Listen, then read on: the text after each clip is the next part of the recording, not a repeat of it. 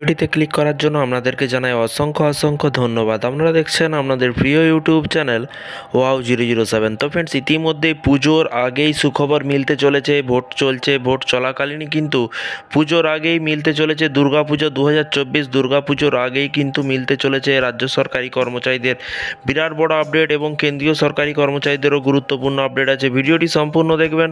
রাজ্য সরকারি কর্মচারীদের কবে ডিএ মিলবে সমস্ত কিছু বিষয় নিয়ে আলোচনা করব এবং কেন্দ্র সরকার কত পার্সেন্ট ডিএ বৃদ্ধি করলো সব কিছু আজকের এই ভিডিওটিতে দেখতে পাবেন। তো চলুন দেখে নেওয়া যাক। এখানে কিন্তু বলা হয়েছে পুজোর আগেই সুখবর, ফের কিন্তু ডিএ বাড়বে। কেন্দ্রীয় সরকারি কর্মচারীদের বিরাট ঘোষণা দেখতেই পাচ্ছেন কি বলা হয়েছে।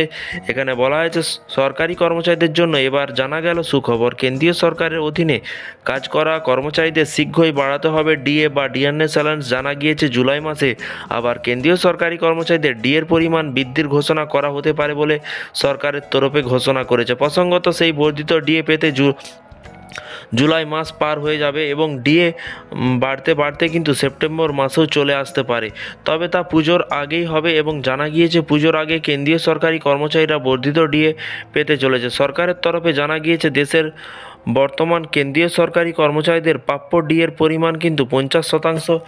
এই 50% কিন্তু বাড়তে চলেছে। দেশে মুদ্রাস্ফীতির হার পর্যবেক্ষণ করে বিশেষজ্ঞরা ধারণা করছে যে জুলাই মাসে 4% ডিএ বৃদ্ধি পাওয়ার সম্ভাবনা রয়েছে। সরকারি কর্মচারীদের ডিএ বাড়ার কিন্তু ঘোষণা হতে পারে জুলাই মাসের পর। তবে তা জুলাই মাস থেকেই কিন্তু ধার্য হবে এবং বর্ধিত ডিএ সংক্রান্ত ঘোষণা হওয়ার পর তা কিন্তু কর্মচারীদের বেতনের সঙ্গে যুক্ত করা হবে। এবং প্রসঙ্গত, এখনও পর্যন্ত শ্রম মন্ত্রকের কাছ থেকে পাওয়া তথ্য থেকে ধারণা করা গেছে যে কেন্দ্রীয় সরকারি কর্মচারীদের আরও 4% ডিএ বৃদ্ধি পাওয়ার সম্ভাবনা রয়েছে। সুতরাং এরপর কেন্দ্রীয় সরকারি কর্মচারীদের বর্ধিত ডিএর পরিমাণ 54% হবে।